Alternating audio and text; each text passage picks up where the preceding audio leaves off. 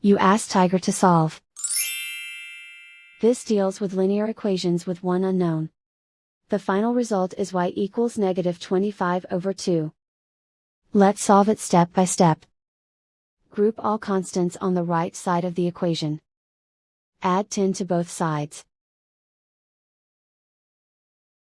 Simplify the arithmetic.